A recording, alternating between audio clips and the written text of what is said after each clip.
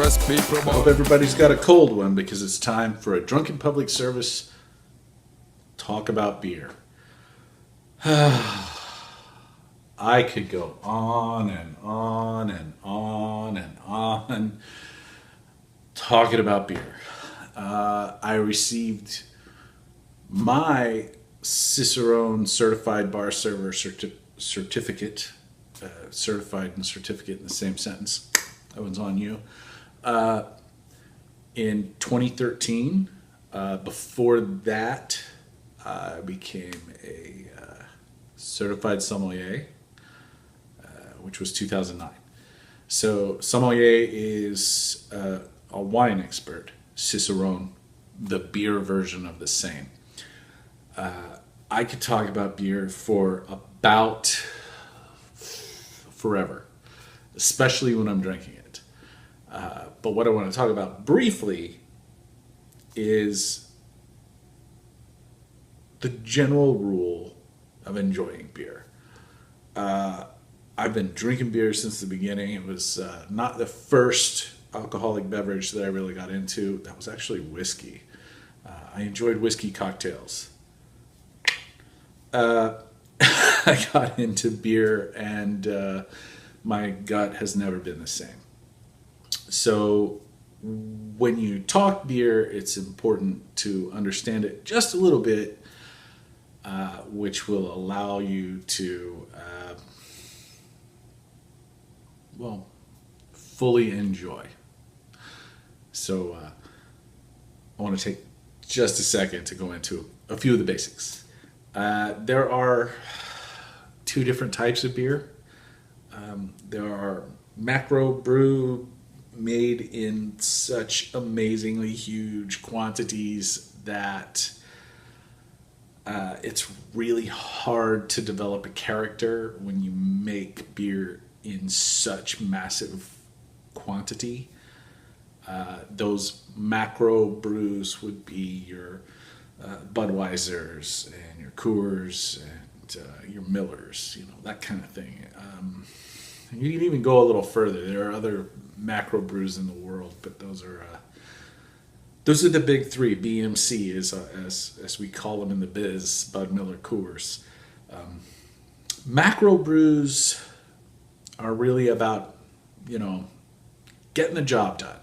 Doesn't have to be pretty. Doesn't have to taste great. We do want you to have absolutely massive availability to the beers. So you'll find those everywhere, and there's a reason for that. They're popular. When you're everywhere, you're going to be popular. And then there's craft brews. Used to be called microbrews, but they kind of just tossed that away. Craft brews are more handcrafted, much smaller batch. They can still be readily available in big batch. Samuel Adams from Boston / Cincinnati / Los Angeles, Sierra Nevada, whose brewery is up in Chico, were really the first two craft brews that went national and hit it big. And they really deserve a lot of credit for making their beers available to a large number of people, which inspired local brewmasters to become brewmasters. Craft beer, as we know it now, is totally different than it was 15 years ago. In fact, it's pretty much constantly reinventing itself. Craft brews are huge. It is by far and far and far and far away the biggest growing section of alcohol. Wine, numbers are down. Spirits, numbers are down. Beer, through the roof. As craft beer grows in popularity, it also grows in availability, which is cool. So when you go out to buy just a beer to get you through mowing the lawn or afternoon at the pool, I do recommend taking advantage of macro brews. Oftentimes, craft brews are going to be much too heavy, much too high alcohol content to have more than a few of.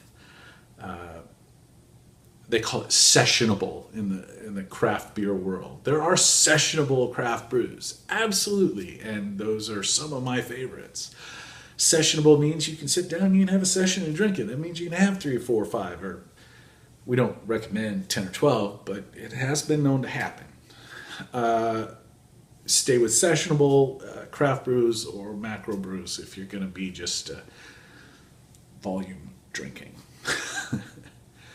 I'd also like to point out, when you go to drink, make sure that you do it in a safe environment. And that safe environment, maybe it's at home, maybe it's around friends, maybe it's at a gathering where you have a controlled travel home.